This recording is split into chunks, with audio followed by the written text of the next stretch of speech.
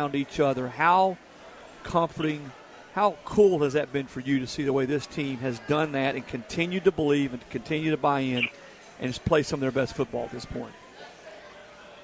Well, Chris, I think it starts with the habits that they've created in practice. The guys have really worked hard to practice all year to improve their game, and you can see it in everybody on our team.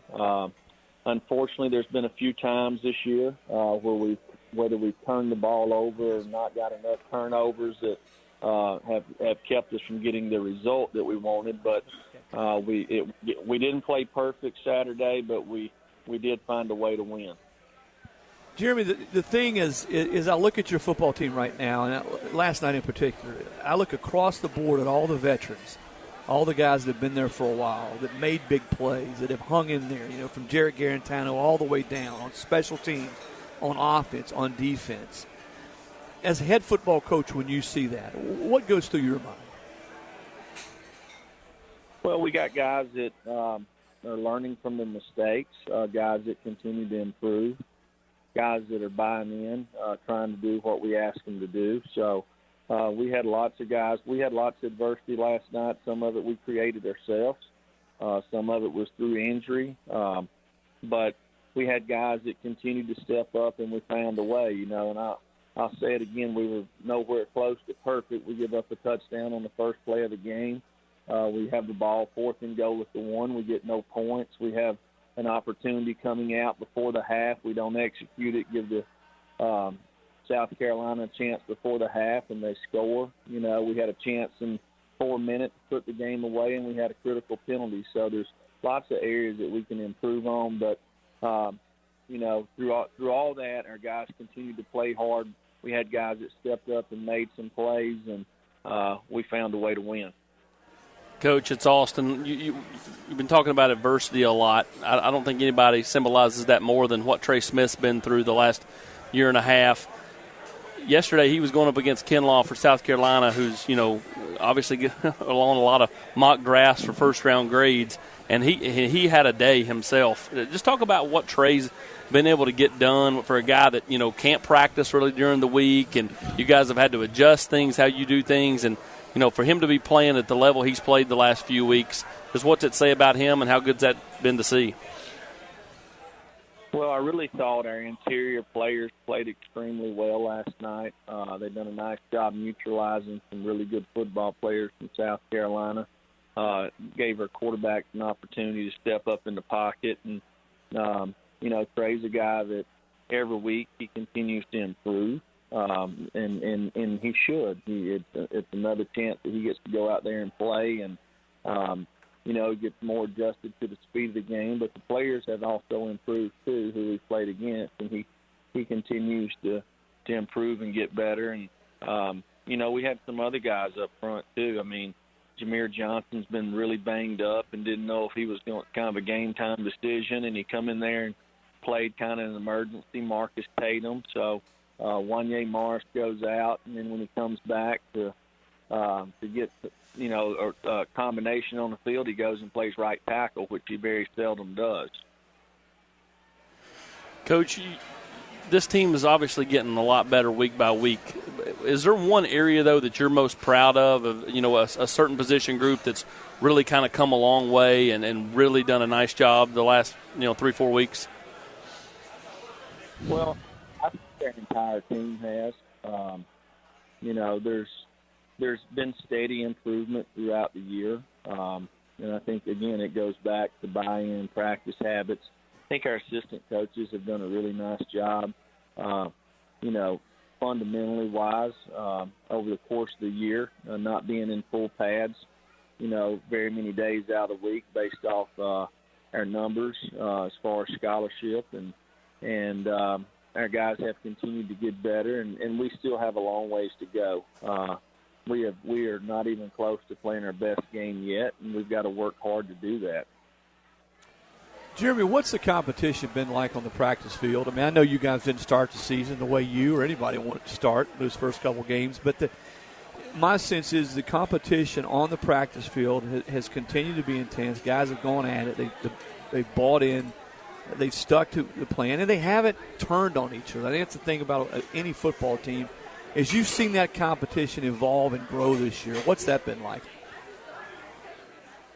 Well, we have enough depth to have some competition. We probably don't have enough depth to practice the way you need to practice, but our guys have worked hard. Our coaches continue to demand excellence and create a standard and expectation of how to create the right habits every day. So it will show up on Saturdays. And, you know, there's been times that we've executed at a high level, and there's been times that we haven't. We've got to find consistency, and we've got to be able to do it over and over and over again. Where do you think you guys are best from where you started the season? I'm just talking as a football team right now. The counter's getting ready to flip to November. Where do you think you guys have made the most improvement? Where are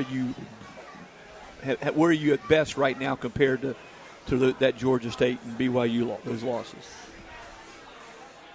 Well, I believe with the injuries that we've had on the offensive line, we've created some depth in there and some combinations that we continue to improve. It doesn't matter who's in the game. So I would definitely say up front, we didn't really make our run go this week like we wanted to. Some of that has to do with perimeter blocking.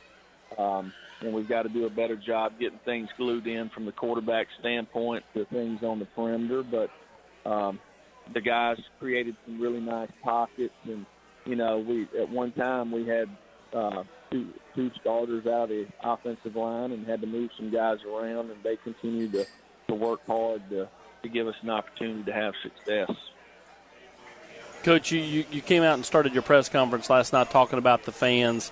You know, when you've met with recruits the last, you know, couple of you know, home games, that atmosphere has been pretty special. How much has that helped? Have you noticed that, you know, a difference, you know, in talking to, you know, players when they're on campus, just, you know, what that means to not only the current team, but, you know, in recruiting as well? Well, it's great for everybody to experience all the volunteer traditions, from, you know, running through the tee to the Vol Walk, Rocky Top, listening to kneeling when it's at its I guess peak. You know, so our fans have done a fantastic job. They've been a tremendous asset to us when it comes to support, when it comes to giving the other team a hard time when they got the ball, rallying around their football team, just feeding off their passion and intensity for the game. Jeremy, it's Chris again. You know, if you don't want to be coached hard, football is probably not a sport you need to play. What do you think it says about JG, Jarrett, and the guys around him, the way he responded, the way they responded to him? When you needed him last night, he was there to deliver. Well, you know, we talked before the game, and I felt like he was going to have a really good game. He's worked hard and prepared this week, and, you know, sometimes before you can start climbing up, you have to fall all the way down a little bit. And Jarrett's a guy that's got lots of ability, and he's continued to work hard. And, you know, I expect him to continue to improve and get better, and I believe he will do that. And he's a guy that can help us win football games. Jeremy, kind of a status update. I think he had surgery today, right? Yeah, he broke a bone in his hand, and so they had to put a screw in there, but he'll be ready to go this week. Jeremy, as you look the rest of the way going forward, we've talked a lot about, you know, how much have you guys improved in the offensive line, and we talked a lot about the veterans.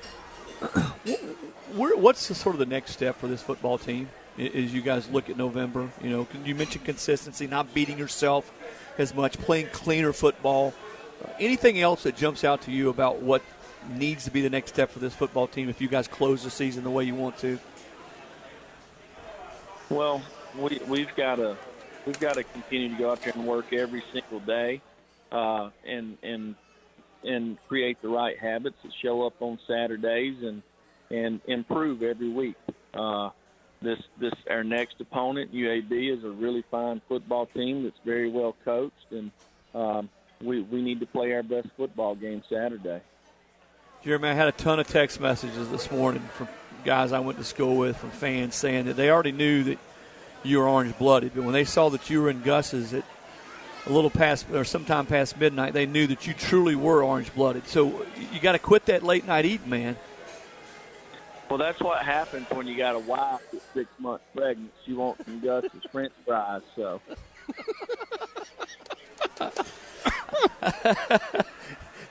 So you were in there early in the morning getting cases of some French fries. Is that what you're telling me?